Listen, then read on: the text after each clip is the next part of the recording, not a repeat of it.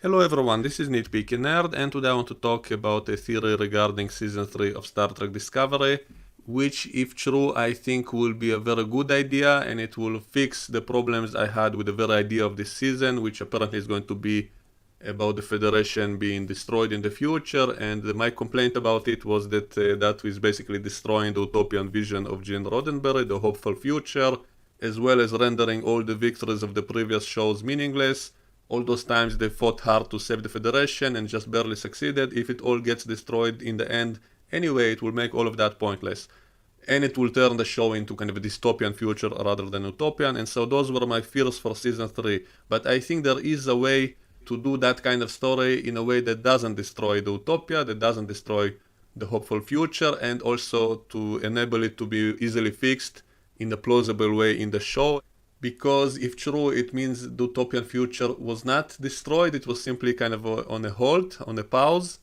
It will tie with a big element that was in this show from the beginning, and also it will tie with older continuity from the older shows. And the idea is that the Federation was not destroyed, that there was no cataclysm, and there was no collapse, there was no breakup of the Federation, and instead the Federation is experiencing what can be described as technical difficulties. And to explain this, I will have to go way back into season 7 of TNG. There was an episode called Force of Nature, in which they discovered that warp travel actually damages subspace, that over time there's an accumulative damage that might render areas of space unstable, and it would be impossible to use warp travel in the future. And because of that, they also limited all the warp speeds to warp 5 except for emergencies, and they said they're going to try to fix it before it's too late and all of that.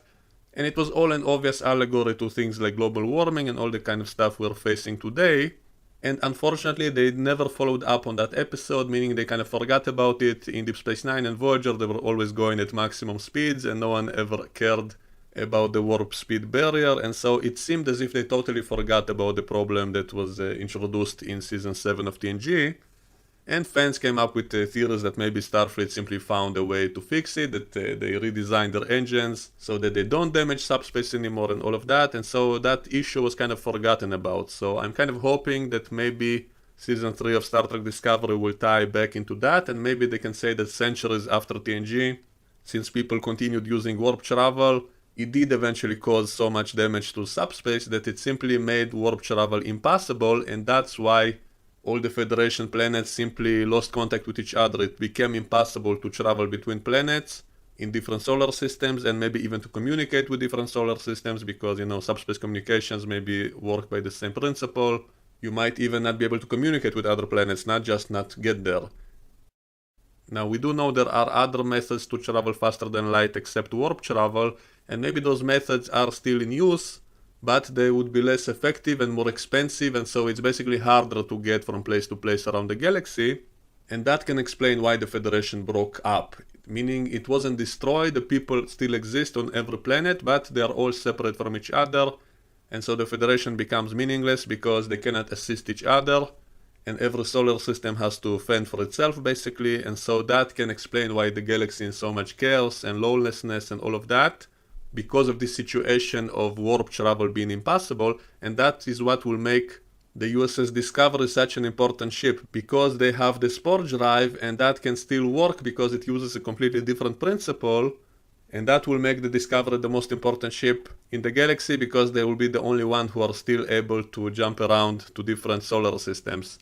And maybe by the end of the season they can even fix the problem. Maybe they can give the spore technology to everyone, or maybe they can somehow use the spore network to fix subspace itself, to make warp travel possible again. Now, since there are other methods except warp travel to get around, maybe we will be using other aliens, maybe some villains use some kind of different technology to get around, maybe the Soliton wave or a slipstream technology or transwarp corridors or artificial wormholes. So maybe some powers in the galaxy will still be able to get around, and maybe they will be the villains,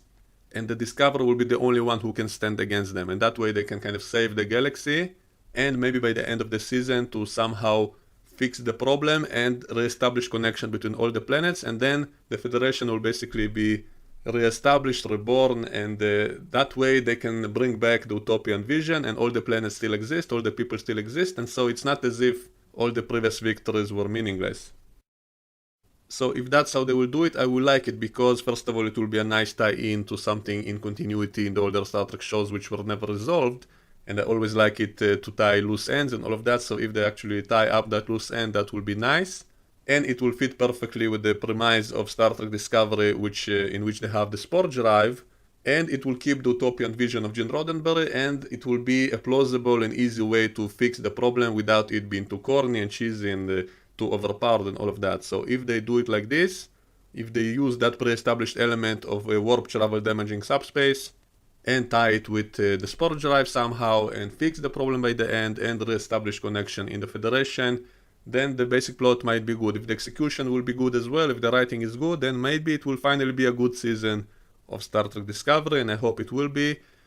Now, this is all purely my speculation, my theory. I don't know if this is going to be the case, but we do have a few clues in the recent trailer that might confirm it.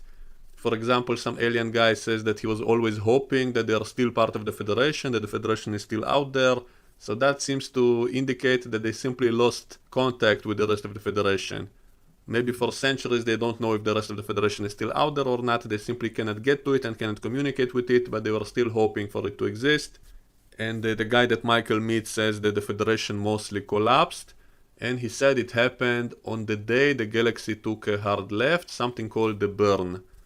So we don't yet know exactly what happened, but the fact that he says it happened in one day seems to kind of dismiss my theory because, as I said, that was an accumulative damage to subspace based on what was said in the episode Force of Nature, and so it doesn't seem to fit this dialogue because I would imagine that was something that would happen gradually and not in one day all over the galaxy. But there's also something that was said in an episode of Voyager called the Omega Directive, in which they established the Omega particles, which are an insanely powerful energy source that it is possible to create, but it has the side effect of destroying subspace. And if that happens, then warp travel would become impossible. So even if someone detonates a few Omega particles, it might disrupt warp travel in the entire quadrant. That's what was said in Voyager. And so that could explain how it happened in one day. Maybe someone was experimenting with the Omega particles again and something went wrong, and then maybe on top of the damage that was caused because of the previous warp travel problems, as I mentioned, maybe on top of that someone also detonated some Omega particles, and then it caused some kind of chain reaction which destroyed or disrupted subspace across the whole galaxy, and then the Federation became kind of meaningless and pointless because planets lost contact with each other and were unable to get to each other fast enough, and maybe some methods of space travel still exist, but they are far slower and more expensive, and so it's much harder to get around, and people are stuck on their own planets and unable to help each other, and so the Federation is just kind of something from the past that some people might still hope might come back in someday. And so once the Discovery comes into the picture, then people will have hope again of reuniting the Federation and maybe fixing the problem of space travel, and so that will be a very nice way to tie everything together. It will both tie with the old continuity, it will tie with the premise of Discovery having a spore drive, and it will be an easy way to fix the problem and to save the galaxy if they actually use it in a clever way. My only problem with that would be that it will make Starfleet seem even more stupid for classifying the spore drive in the first place, and that's one of my biggest problems in Season 2 of Star Trek Discovery, that the ending of that season didn't really make sense, that for some reason they decided to classify the Discovery simply to shut up the fans who were complaining about continuity issues, and so it never really made much sense, and now it will make Starfleet seem even more stupid, because apparently not only did they classify it, but everybody forgot about it completely, and they had to wait until Discovery comes back in the far future, because no one kept any kind of backup on that information about that kind of drive in the Starfleet archives, and so that's something that will bug me if this will be the case. And so that's the only problem I have with this theory. I guess we can explain that with, bureaucracy being so bad that someone buried it so deep that no one ever found it in the classified records, and so that's my only kind of issue with this theory. But other than that, I think that will be kind of a clever way to do the main plot of the season about restoring the Federation in a way that will actually be clever, and I'll be happy with, because they will never say that everything got destroyed. That it will be as if the Federation was simply experiencing technical difficulties, and so it will be like on pause, it will be on hold, but the Federation still exists, and by the end of the season they can restore the Federation, and maybe in the very last episode they can come back to Earth